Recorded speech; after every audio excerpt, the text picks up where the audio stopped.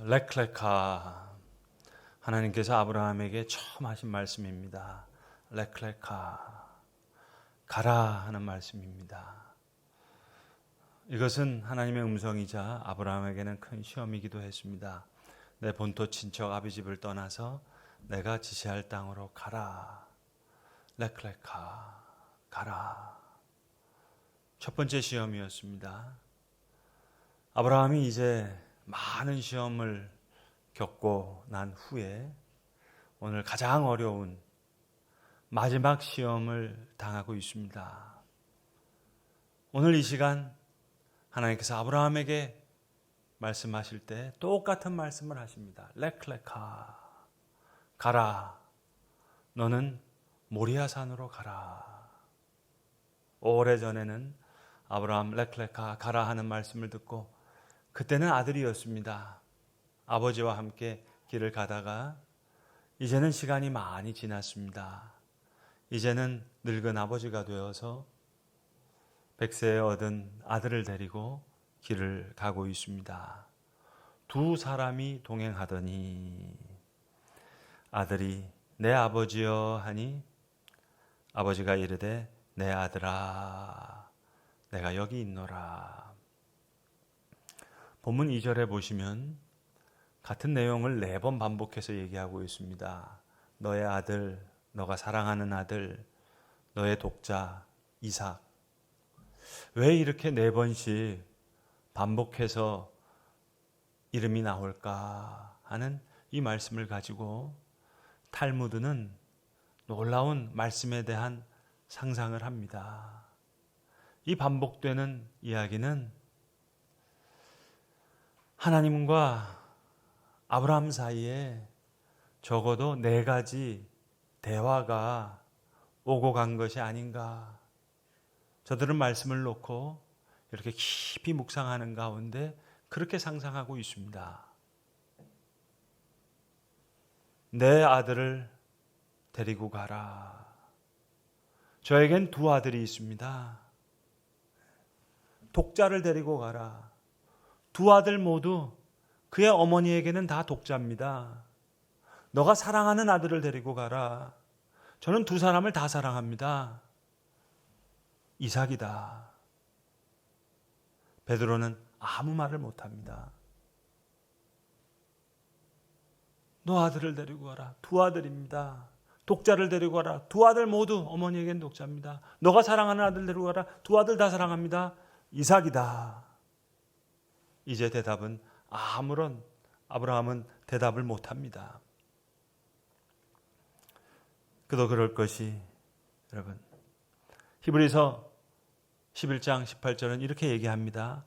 아브라함이 시험 받을 때에 이삭을 드렸으니 이는 말씀하시기를 너의 자손이라 칭할 자가 이삭으로 말미암음이라 하셨으니 하늘의 별들과 같은 후손, 바다의 모래와 같은 후손, 이게 이삭으로 말미암겠다 말씀하셨는데 그 이삭을 드리라고 하십니다.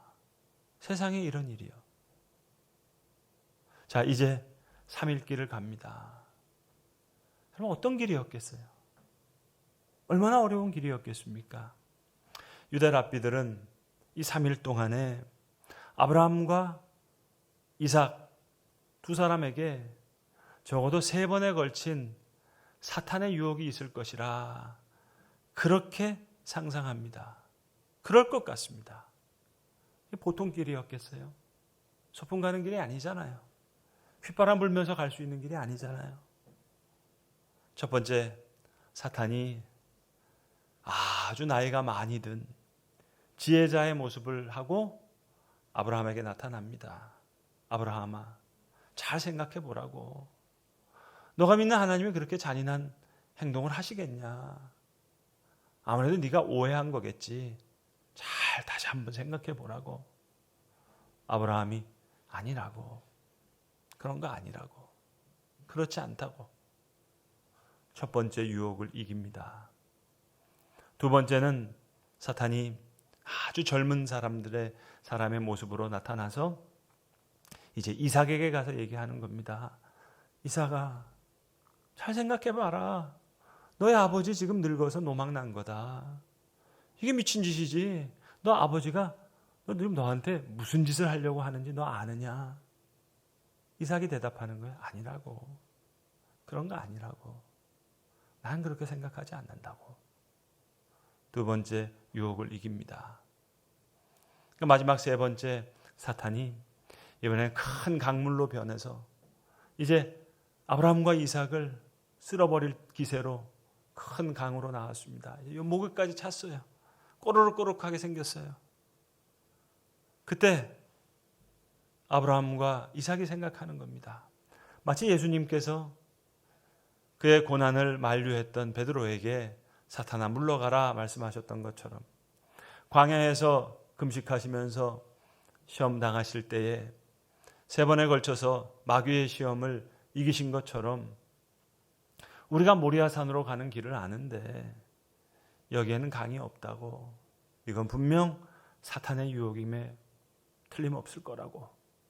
그리고 아브라함과 이삭이 사탄아 물러가라 했더니 강물로 변했던 사탄이 사라지고 마른 땅이 되었다 하는 겁니다. 예수님 고난당하시는 것을 만류하는 베드로에게 말씀하셨습니다. 그렇듯이 여러분, 이삭과 예수님 사이에는 많은 공통점이 있습니다. 두 분 모두 오래오래 기다렸던 약속에 대한 성취였고, 두 경우 모두 아주 기적적인 탄생 이야기를 가지고 있습니다. 두 경우 모두 희생의 제물로 드려지게 되고, 두 경우 모두 죽음에서 구조를 받습니다. 우리말 성경에는 지금 이삭을 이 아이와 함께 그렇게 번역했기 때문에 우리는 이거 어린아이처럼 이삭을 생각하는 경향이 많은데, 유대의 랍비들은 적어도 이삭의 나이를 30대로 그렇게 추정합니다.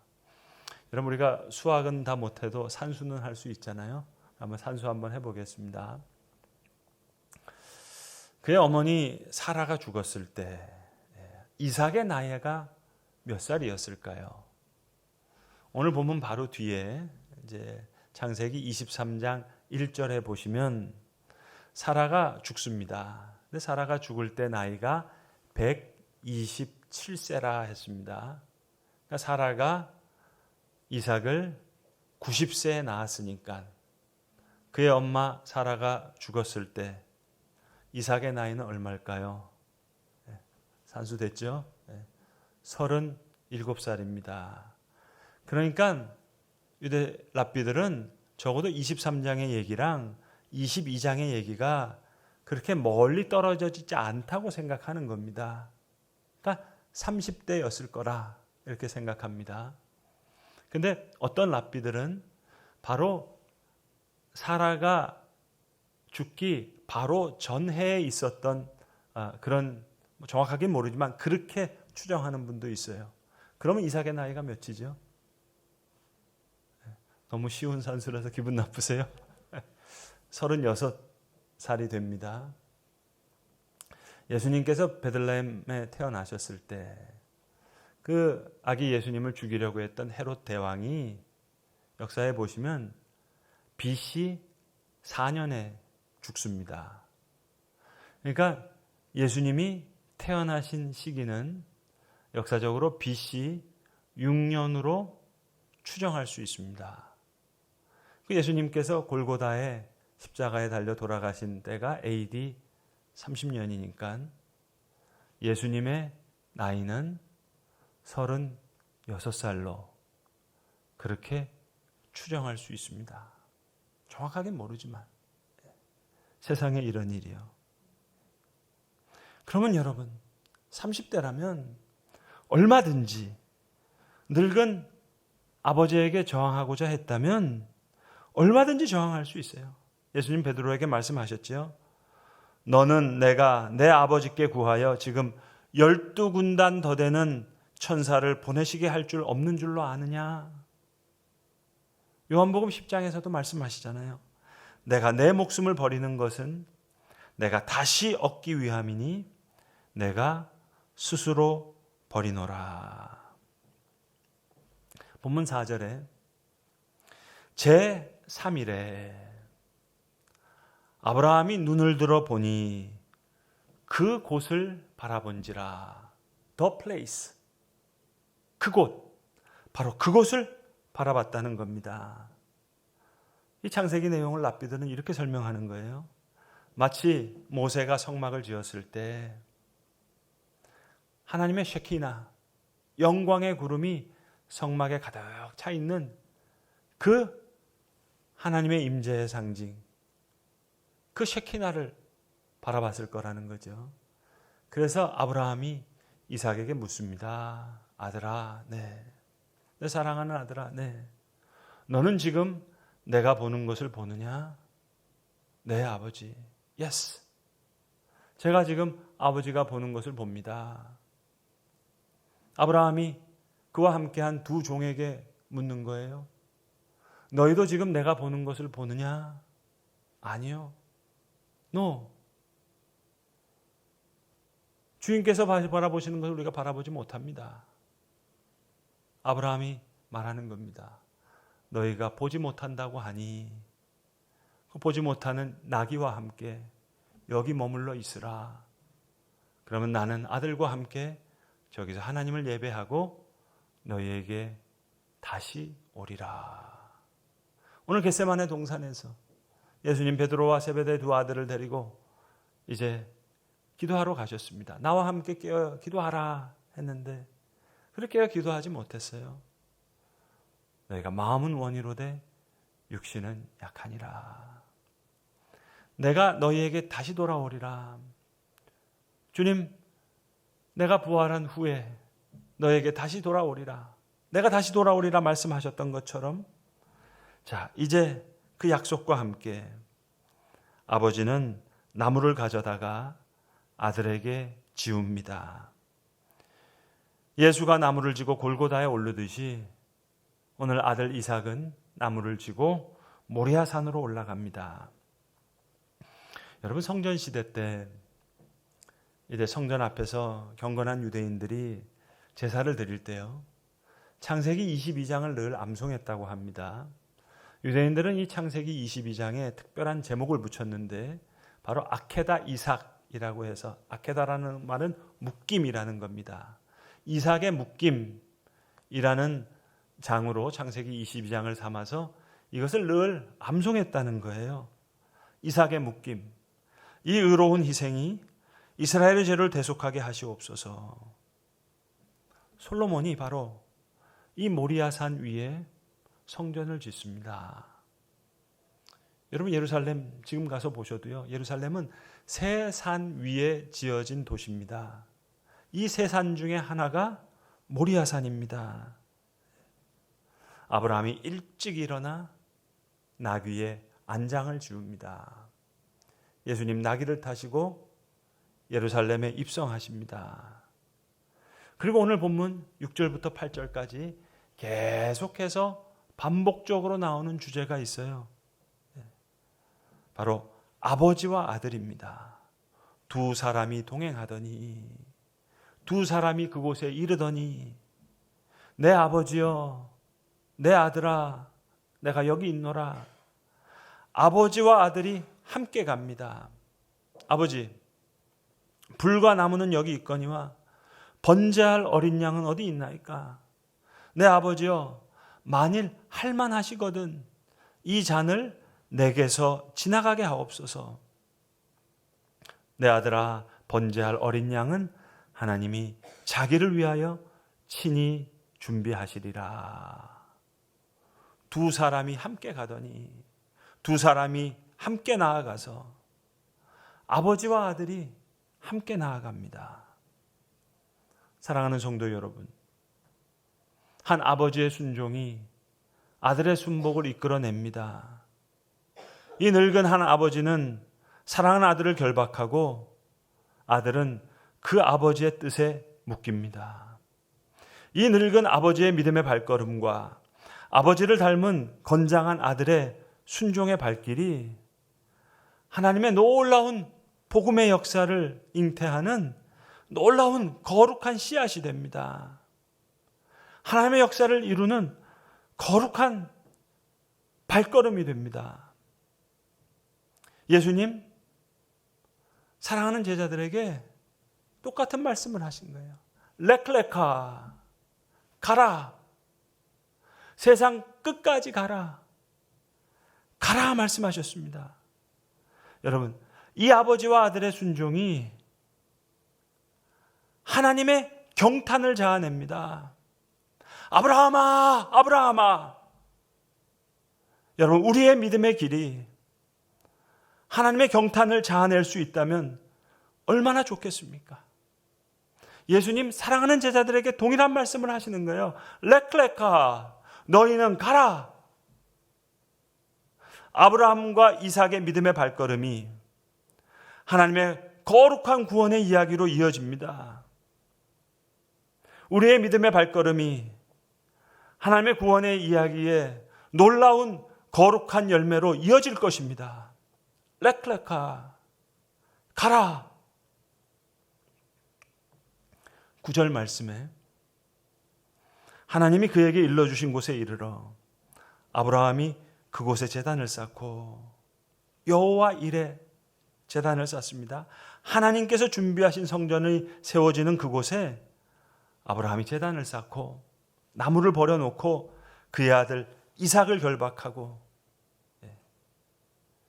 여기 이삭의 묶임이 있습니다.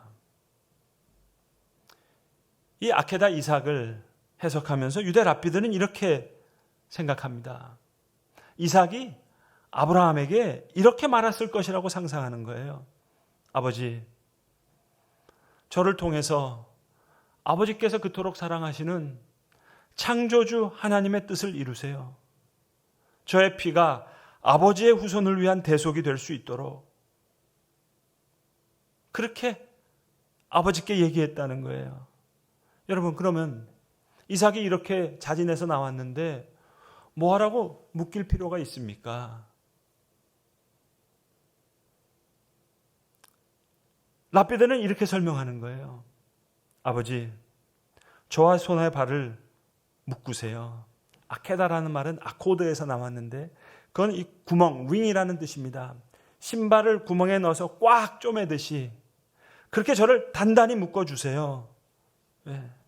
아버지, 삶에 대한 갈망이 너무 커서 아버지의 칼이 나를 향해 다가올 때 내가 아마 움찔거릴 것 같다고, 내가 너무 두려워서 내가 용을 쓰고 그렇게 움직일 수 있으니 그렇게 되면 희생제물, 온전한 제물이 되지 못하고 흠집이 난 그런 제물이 될 수 있으니 나를 단단히 묶어서 제가 온전한 제물이 될 수 있도록 그렇게 묶으세요. 그러나 나의 원대로 마시옵고 아버지의 원대로 하옵소서. 내 아버지여, 만일 내가 마시지 않고는 이 잔이 내게서 지나갈 수 없거든 아버지의 원대로 되기를 원하나이다. 히브리서 11장 19절에 놀라운 말씀이 나옵니다. 아브라함은 하나님이 능히 이삭을 죽은 자 가운데서 다시 살리실 줄로 생각한지라.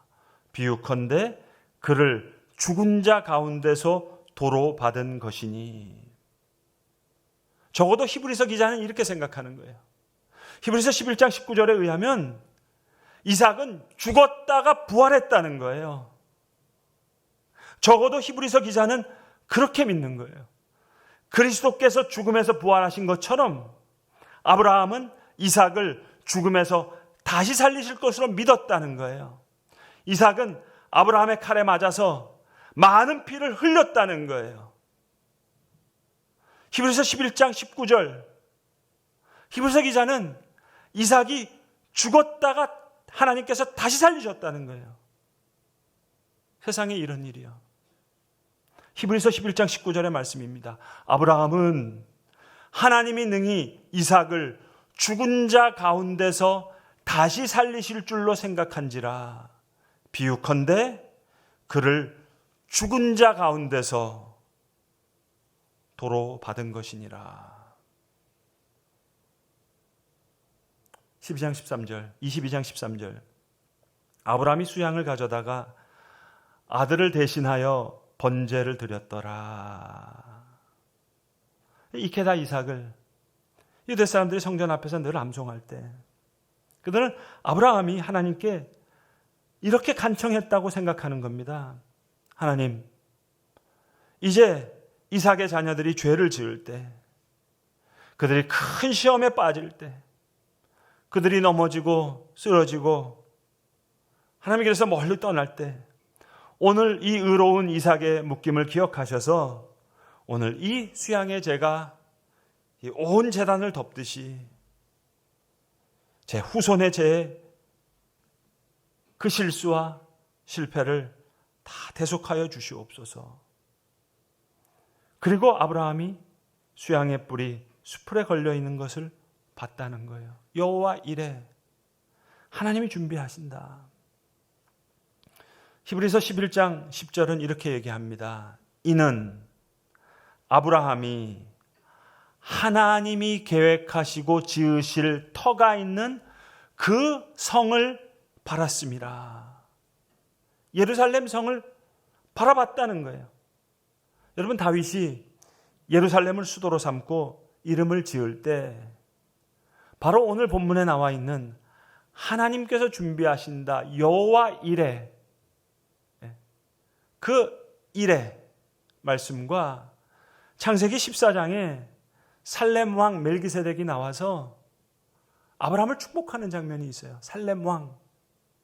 그러니까 이 두 말씀을 두 기둥 삼아서 멜기세덱이 아브라함을 축복했던 그 말씀을 높이고 오늘 아브라함이 여호와 이레라고 하면서 하나님의 경륜을 높였던 그 말씀을 두 기둥 삼아서 이레 살렘, 예루살렘, 이레 살렘이라고 이름을 짓습니다.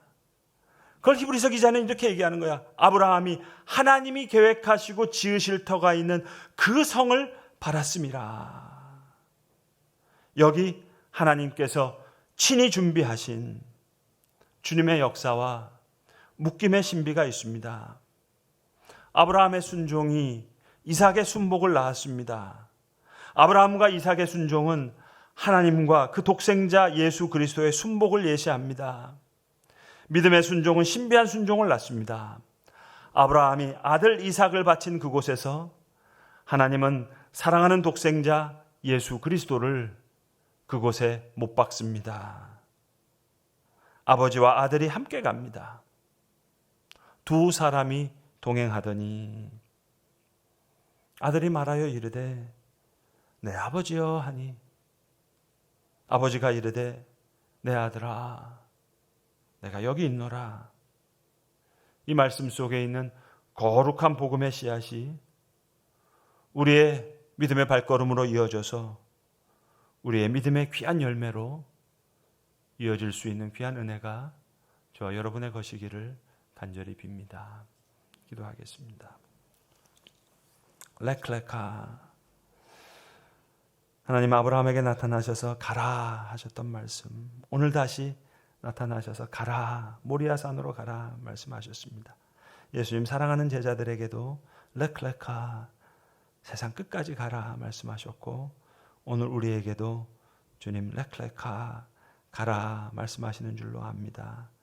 이 늙은 한 아버지의 믿음의 길과 그 아버지를 따라 걸어갔던 이 믿음의 아들의 그 길이 놀랍도록 귀한 하나님의 복음의 역사로 이어졌듯이 주님 우리의 이야기가 하나님의 아름다운 복음의 열매로 이어지게 하여 주시옵소서. 그리하여 아브라함아 아브라함아 외치셨던 그 하나님의 경탄을 자아냈던 그 결박과 그 묶임의 이야기가 오늘 머리 숙인 사랑하는 우리 하나님의 자녀들의 이야기가 되게 하여 주시옵소서.